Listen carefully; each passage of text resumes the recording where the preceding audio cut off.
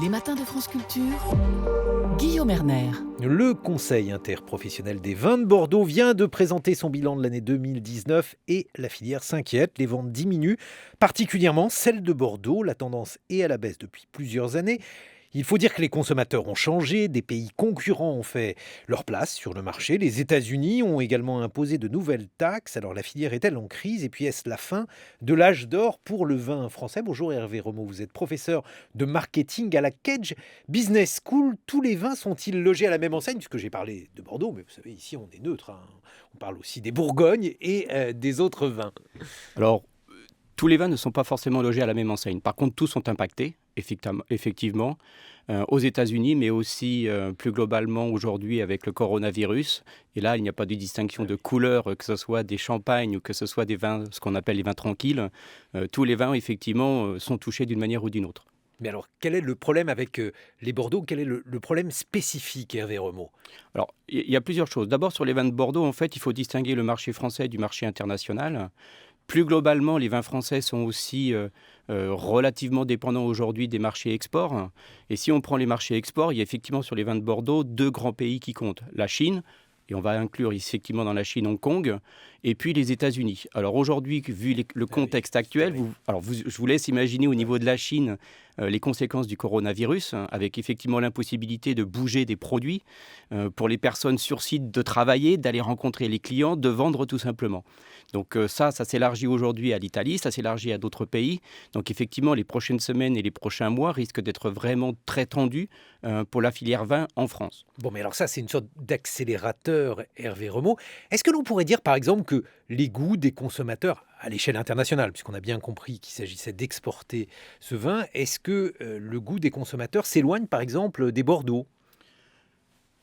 D'une certaine manière, oui. Parce que globalement, au niveau mondial, on a plutôt des consommateurs qui s'attachent d'un point de vue gustatif à regarder et à déguster des vins, ce qu'on appelle des vins de cépage, et des vins qui sont peut-être beaucoup plus faciles ou beaucoup plus accessibles, entre guillemets, à déguster. Ce sont des vins qui sont plutôt portés sur le fruit, des vins qui sont peut-être plus simples, peut-être plus légers. En France, c'est vrai qu'on a conservé une certaine forme de production qui est basée sur le terroir et qui est très très bien, mais qui aussi apporte un certain nombre d'inconvénients, à savoir qu'on a peut-être un peu plus de mal à s'adapter plus facilement au changement des goûts des consommateurs. Et oui, parce qu'on critique beaucoup le marketing, je suis désolé d'utiliser un gros mot, mais le marketing des vins français. On dit voilà, ils ne se sont pas adaptés à la demande mondiale. C'est particulièrement vrai pour les Bordeaux, Hervé Remeau. Je serais plutôt en désaccord là-dessus.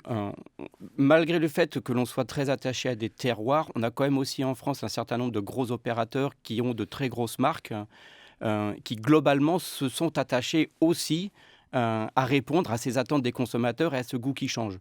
Mais au-delà de ces aspects-là, il faut aussi considérer d'autres aspects, beaucoup plus de manière géopolitique et géostratégique, qui d'une manière ou d'une autre vient quand même impacter.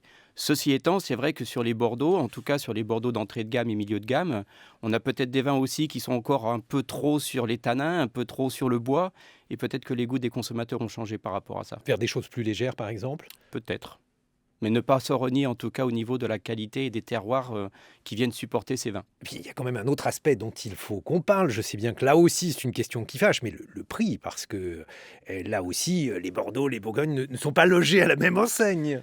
Alors, pareil, si je peux me permettre, je serais aussi là aussi en léger désaccord avec ce que vous dites, dans le sens où globalement, le prix moyen à l'export d'un vin de Bordeaux, c'est 5 euros et quelques.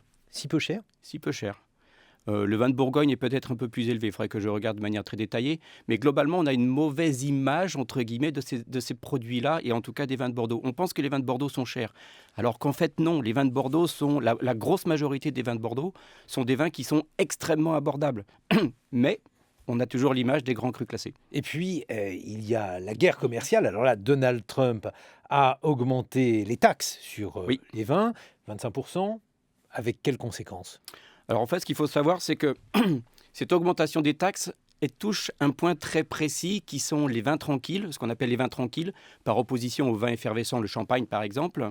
Et ce sont des vins qui doivent faire moins de 14 degrés et qui font moins de 2 litres. Donc la bouteille. Et globalement, c'est majoritairement ce que l'on exporte aux États-Unis et c'est majoritairement ce qu'exportent aussi les vins de Bordeaux aux États-Unis.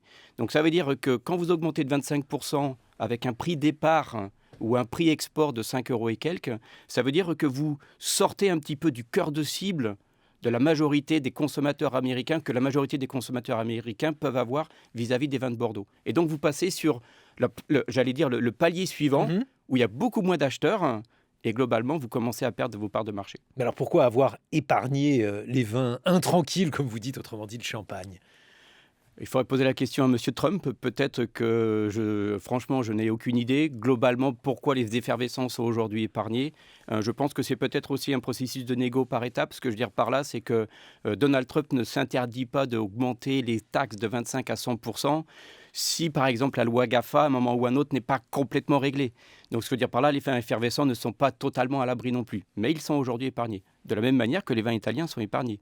Ce qui fait bien leurs affaires aujourd'hui, malgré tous les problèmes qu'ils peuvent avoir aux États-Unis. Hervé Remeau, donc alors aujourd'hui, le contexte est encore pire, si j'ose dire, avec le coronavirus.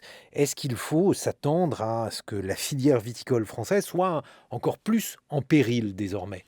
Oui, globalement oui, parce que ne pas pouvoir écouler ces produits, ne pas pouvoir les vendre, ça veut dire les stocker.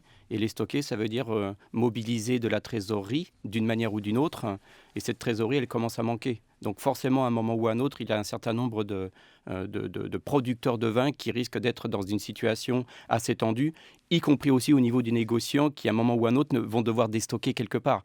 Oui. Mais s'il n'y a personne pour acheter... Il faut porter effectivement les stocks. Est-ce que les pouvoirs publics ont donné une idée d'un mécanisme qui pourrait aider, alors non seulement les producteurs, mais aussi les négociants, puisque aujourd'hui, la question, elle se pose à ces deux niveaux.